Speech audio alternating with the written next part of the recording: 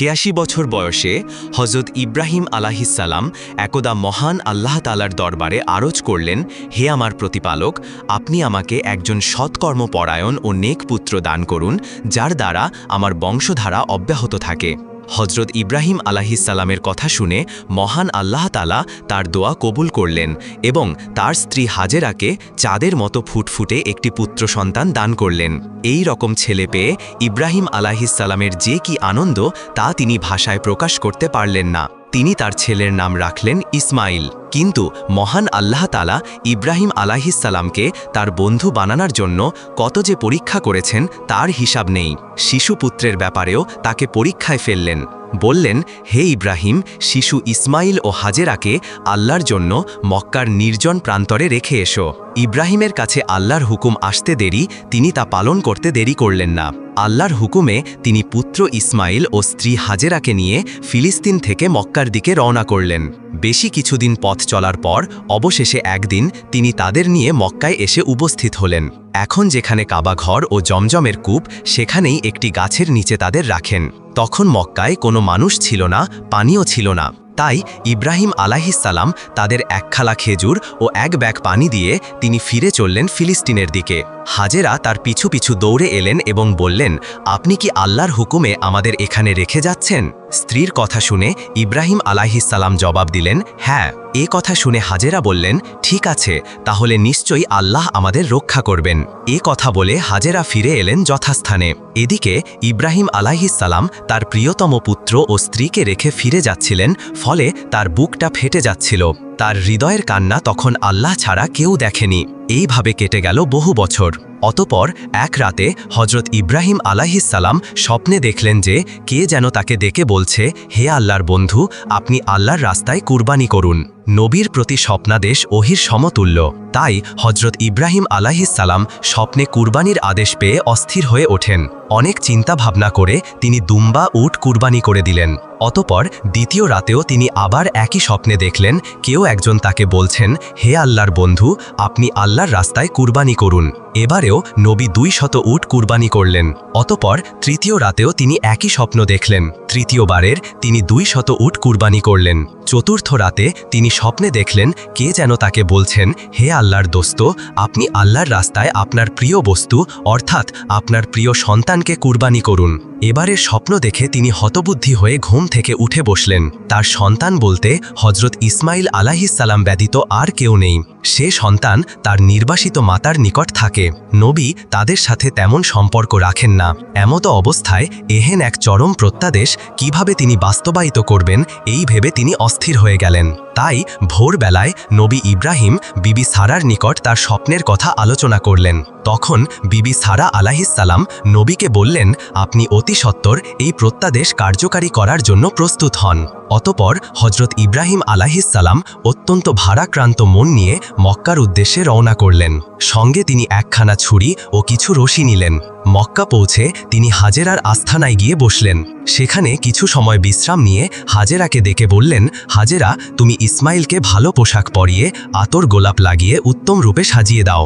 ইসমাইলকে নিয়ে আমি এক জায়গায় দাওয়াত খেতে যাব।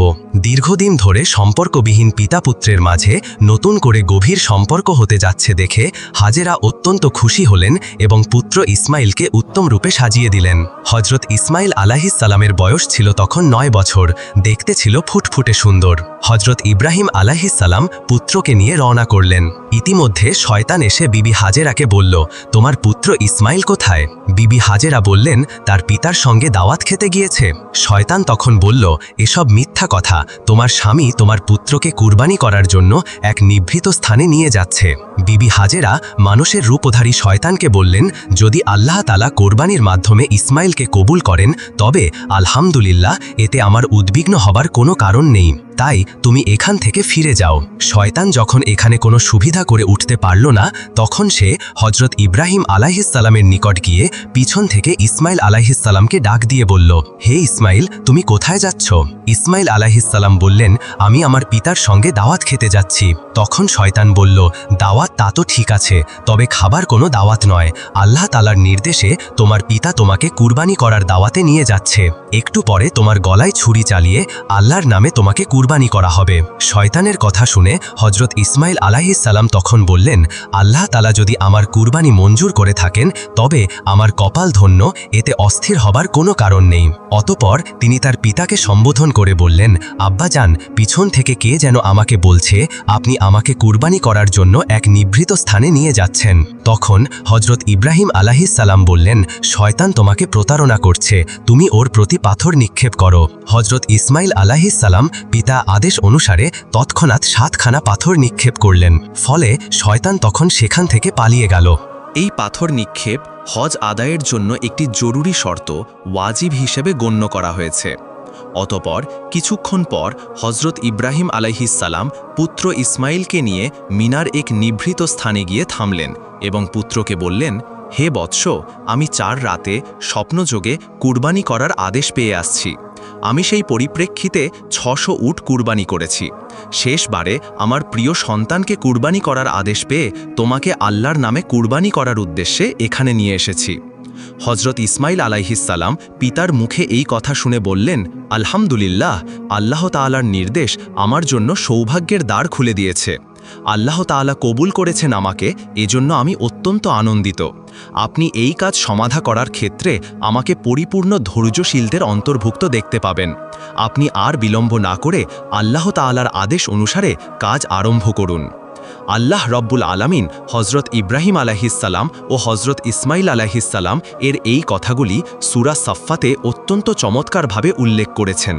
তিনি বলেন, অনন্তর ছেলেটি যখন চলাফেরা করার মতো বয়সে পৌঁছায় তখন তিনি বললেন, হে বৎস, আমি স্বপ্নে দেখেছি আমি তোমাকে জবাই করছি, অতএব চিন্তা করে দেখো এখন তোমার মত কি।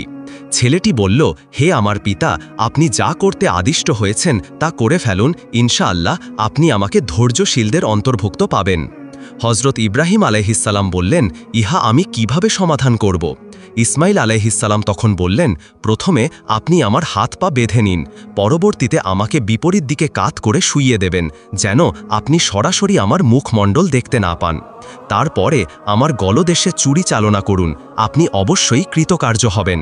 তৃতীয়ত, আমার রক্তবেঝা কাপড়গুলো আমার আম্মার হাতে পৌঁছে দিবেন, তিনি এগুলো দেখে আল্লাহর রেজামন্দির ওপর খুশি থাকবেন এবং আমার কথা স্মরণ করে কিছুটা স্বস্তি লাভ করবেন, কারণ আমি ছাড়া তার আর কোনো সন্তান নেই যার দিকে তাকিয়ে তিনি স্বস্তি লাভ করতে পারেন। হজরত ইব্রাহিম আলাইহিসসালাম পুত্রের কথা অনুসারে আস্তিনের মধ্যে রক্ষিত রশ্মিগুলো বের করে তা দ্বারা ইসমাইলের হাত পা বেঁধে নিলেন। অতঃপর তাকে কাত করে শুইয়ে দিলেন। তারপর আস্তিন থেকে ধারালো ছুরি বের করে বিসমিল্লাহি আল্লাহু আকবার বলে ইসমাইলের গলায় ছুরি চালিয়ে দিলেন। কিন্তু তার ছুরি চালনায় কোনো কাজ হলো না। ছুরি ইসমাইল আলাইহিসসালামের গলদেশের চামড়ার কোনো ক্ষতি সৃষ্টি করতে পারল না। তখন ইব্রাহিম আরও জোরে শক্ত করে ছুরি রগড়াতে লাগলেন, কিন্তু না, কোনো প্রতিক্রিয়া সৃষ্টি হলো না। তখন হজরত ইসমাইল আলাইহিসসালাম বললেন, আব্বাজান, আপনি ছুরির তীক্ষ্ণ মাথাটা গলার ওপরে দিয়ে শক্ত করে চেপে ধরুন, তাহলে সম্ভবত আপনার উদ্দেশ্য সফল হবে। নবী এবার তাই করলেন, কিন্তু ছুরির তীক্ষ্ণ মাথাও চামড়ার আদৌ ক্ষতি করতে পারল না। তখন হজরত ইব্রাহিম আলাইহিসসালাম রাগ করে ছুরি দূরে নিক্ষেপ করলেন। এতে ছুরি একটি পাথরের ওপর গিয়ে পড়ল এবং পাথরটি 2 টুকরো হয়ে গেল। তখন আল্লাহর হুকুমে ছুরি বলে উঠল, হে ইব্রাহিম, তুমি আমাকে ইসমাইলের গলা কাটার জন্য একবার বলো, কিন্তু মহান আল্লাহ রব্বুল আলামিন 10 বার আমাকে বারণ করেছেন। অতএব তোমার কথার গুরুত্ব দেব না আল্লাহ তাআলার কথার গুরুত্ব দেব? অতএব তুমি অন্য পন্থা অবলম্বন করো। হজরত ইসমাইল আলাইহিসসালাম ও ইব্রাহিম আলাইহিসসালাম উভয়ে ছুরির কথা শুনলেন। ইসমাইল আলাইহিসসালাম তখন তাকে বললেন, হে আমার পিতা, সন্তানের মুখের দিকে তাকিয়ে তাকে জবেহ করা কঠিন কাজ। এ কাজ হয়তো আল্লাহ তাআলা পছন্দ করছেন না। অতএব আপনি কাপড় দিয়ে আপনার চোখ দুটি বেঁধে নিন, যাতে আমার চেহারা আপনি দেখতে না পান, তখন আপনার চেষ্টা অবশ্যই কাজে আসবে। হজরত ইব্রাহিম আলাইহিসসালাম পরামর্শ অনুসারে চক্ষু দুটি বেঁধে নিলেন এবং পূর্বের ন্যায় ইসমাইলকে কাত করে শুইয়ে দিলেন। তারপর বিসমিল্লাহ বলে ছুরি চালালেন। এবার ছুরির জন্য কলকল রবে রক্ত প্রবাহিত হয়ে জবেহের কাজ সমাধা হল। আল্লাহ তাআলা তার নবীর শেষ পরীক্ষার সফলতা দেখে অত্যন্ত সন্তুষ্ট হলেন, যার পরিণামে আল্লাহ তাআলা জিব্রাইল আলাইহিসসালাম মারফত বেহেশত থেকে আনা একটি দুম্বা জবেহের মুহূর্তে ইসমাইল আলাইহিসসালামের স্থলে শুইয়ে দিয়ে ইসমাইলকে একটু দূরত্বে দাঁড় করিয়ে রাখলেন, যার সামান্য লেশমাত্র বোঝা নবীর পক্ষে সম্ভব হয়নি। বন্ধুরা, আপনাদের একটা কথা জানিয়ে রাখি, ফতহুল কাদেরের বর্ণনায় পাওয়া যায় যে হাবিলের পেশকৃত দুম্বাটি জান্নাতে উঠিয়ে নেওয়া হয় এবং তা জান্নাতে বিচরণ করতে থাকে। অবশেষে ইসমাইল আলাইহিসসালামকে ওই দুম্বাটি পাঠিয়ে বাঁচিয়ে দেয়া হয়। হজরত ইব্রাহিম আলাইহিসসালামের কাজ সুষ্ঠুভাবে সম্পন্ন হয়েছে, আলহামদুলিল্লাহ পাঠ করলেন এবং চোখের কাপড় খুলে ফেললেন। তখন তিনি চোখে যা দেখলেন তা বিশ্বাস করার মতো ছিল না।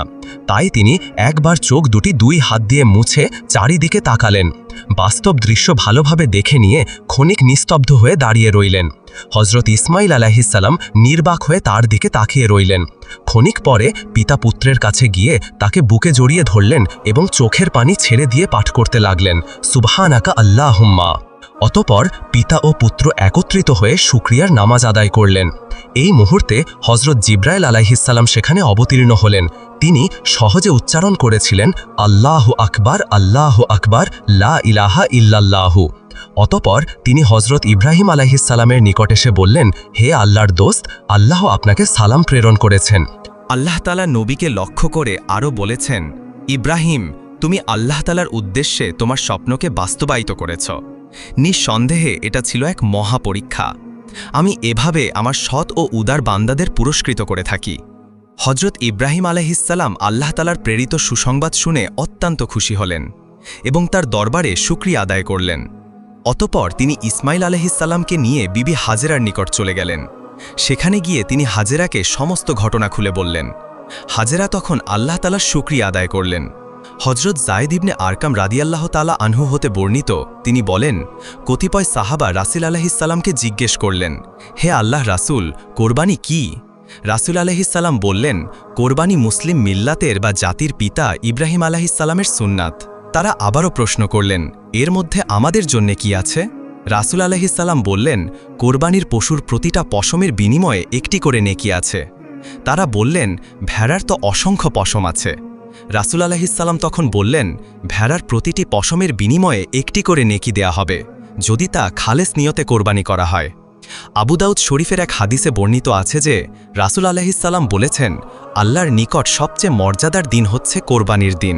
তো প্রিয় দর্শক, এই ছিল আমাদের আজকের এই ভিডিও। কেমন লাগলো কমেন্ট করে আমাদের অবশ্যই জানাবেন।